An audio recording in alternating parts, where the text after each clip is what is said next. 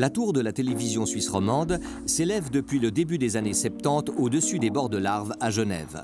En 2004, la SSR lance un concours international pour sa rénovation. 6 ans plus tard, les Genevois découvrent son nouveau visage.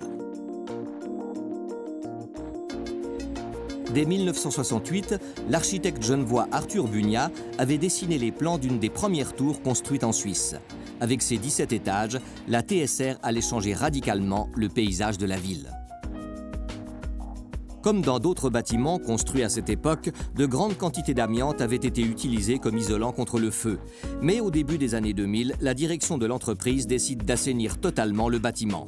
La tour de la TSR, rebaptisée désormais RTS, Radio-Télévision Suisse, devient ainsi le plus grand chantier d'assainissement jamais connu en Suisse. Des étages entiers ont été isolés et mis sous vide, car parallèlement aux travaux, le personnel continuait à fabriquer les émissions. Durant 11 mois, chaque centimètre carré de béton fut gratté pour enlever toutes les particules d'amiante. Au total, ce sont 400 tonnes de déchets qui seront enlevés. Parallèlement à ce travail de titan, les 15 bureaux d'architectes engagés dans le concours planchent sur l'élaboration d'une nouvelle tour avec comme seul cahier des charges initial une lettre écrite par le directeur de la RTS, Gilles Marchand.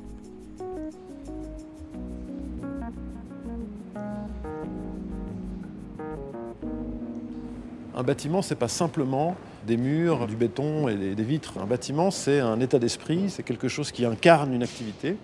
La SSR m'a demandé, au fond, de rédiger une espèce de déclaration d'intention en disant, mais finalement, tout ça pourquoi, hein? Au-delà de la question technique, de la question de santé publique, au-delà de ça, quelle est la vision, quel est le projet d'entreprise, quelle est la portée finalement un peu plus symbolique que doit revêtir ce bâtiment une fois qu'il sera rénové.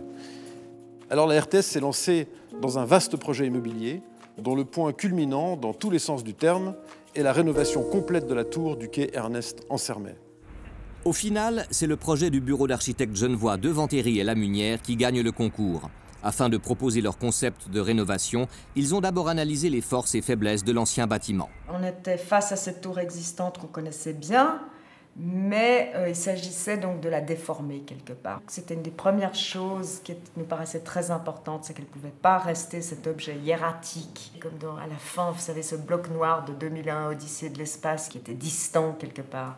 C'est intéressant de garder la substance bâtie, hein. C'est quand même un des postulats qu'on peut avoir, quand c'est possible et quand ça vaut la peine. Ici, ça valait la peine, avant tout parce qu'il y avait ce volume qui était là. Des mètres carrés qu'on ne pouvait pas refaire à cet endroit-là. Parce que la zone, le lieu ne permettrait pas aujourd'hui de construire une tour à neuf.